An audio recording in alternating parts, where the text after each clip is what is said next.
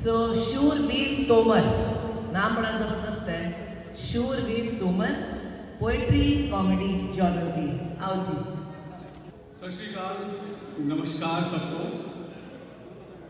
इतने अच्छे ऑडियंस बैठे हैं तो मैंने सोचा मैं भी कुछ ट्राई कर लूँ, और मुझे लगता है कि कहीं गलती हो भी गई तो आप लोग हौसला अफजाई इतनी कर देंगे कि मुझे कोई प्रॉब्लम नहीं होगी।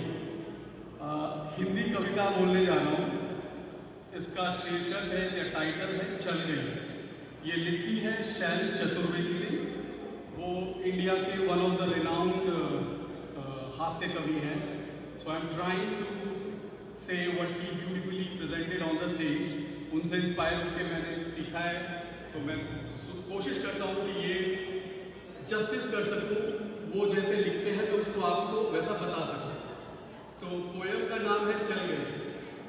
वैसे तो मैं एक शरीफ इंसान हूँ, आप ही की तरह श्रीमान हूँ, पर अपनी बाईं आंख से बहुत परेशान हूँ। अपने आप चलती है, अपने आप चलती है। लोग समझते हैं कि चलाई गई है, जानबूझकर मिलाई गई है। एक बार बचपन में, शायद सन 55 में, क्लास में एक लड़की बैठी थी पास में, नाम था सुरेखा।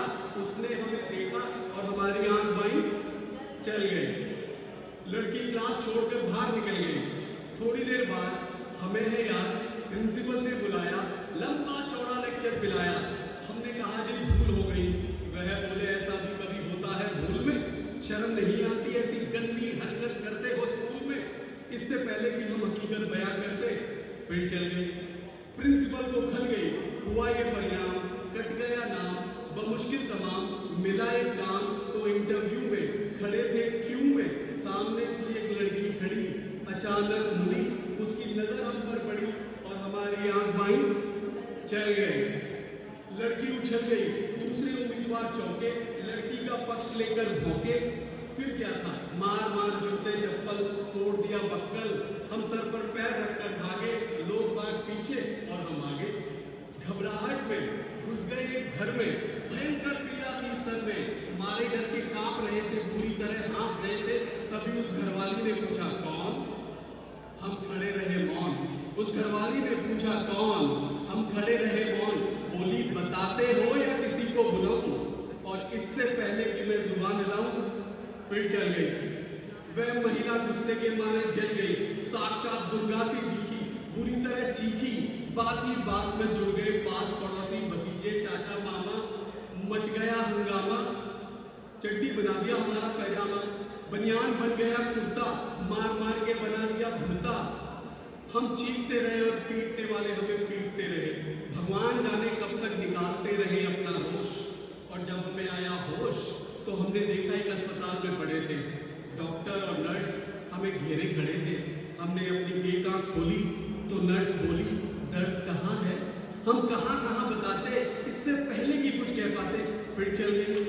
नर्स कुछ नहीं बोली बाई वन, मगर डॉक्टर को खल गई। बोला इतने सीरियस हो फिर भी ये सब कर लेते हो इस हाल में, शर्म नहीं आती? मोहब्बत करते हो अस्पताल में? उनके जाते ही तुरंत आया वार्ड बॉय, देने लगा अपनी राय। बोला भाग जाए चुपचाप, नहीं जानते आप बात बढ़ गई है, डॉक्टर को गड़ गई है, आपका केस बिगड़वा देगा और कुछ ना हुआ तो मरा हुआ बतलाकर जिंदा ही गड़वा देगा। तो एक दिन आंख मूंदकर खिड़की से कूदकर हम तो भाग आए। जान बची तो लाखों पाए। अगली सुबह हमारे पिताजी बोले हमसे अब क्या कहे तुमसे, कुछ नहीं कर सकते हो तो शादी कर लो, लड़की देख लो। मैंने देखी है, लड़की कच्ची है, बच्ची है, मगर फिर भी अच्छी है। आखिर लड़की है, बड़े घर की है, और फिर बेटा यहाँ तो लड़की है। हमने कहा जी ऐसी भी क्या जल्दी है? वह बोले पूरे गधे हो, ढाई बन के हो गए हो और बाप के सिरे पर अभी तक लदे हो। अरे वो घर फंस गया तो समझ जाओगे, खोटे सिक्के हो मगर चल जाओगे। तो एक दिन भगवान से मिलके धड़कता दिल में पहुंच गए रुड़की। देखने लड़की शायद हमारी होने वाली सास बैठी थी हमारे पास, और उन्होंने पूछा यात्रा में तकलीफ तो नहीं हुई? और हमारी आंख मुड़ी फिर चल गई, और हमारी आंख मुड़ी फिर चल गई। वह समझी कि मचल गई, बोली मैं तो लड़की की माँ हूँ, लड़की तो अंदर है, कहो तो बुलाऊं। और इस इससे पहले कि मैं कुछ कह पाऊँ फिर चल गई दोबारा। उन्होंने किसी का नाम नहीं पुकारा और झट से खड़ी हो गई। हमारे बाप जी का सारा प्लान भी हो गई। जैसे गए थे वैसे आए, घर पहुंचे, मुंह लटकाए। पिताजी बोले अब क्या फायदा मुंह लटकाने से, डूब मरो चुल्लू भर पानी में, आग लगे ऐसी जवानी में।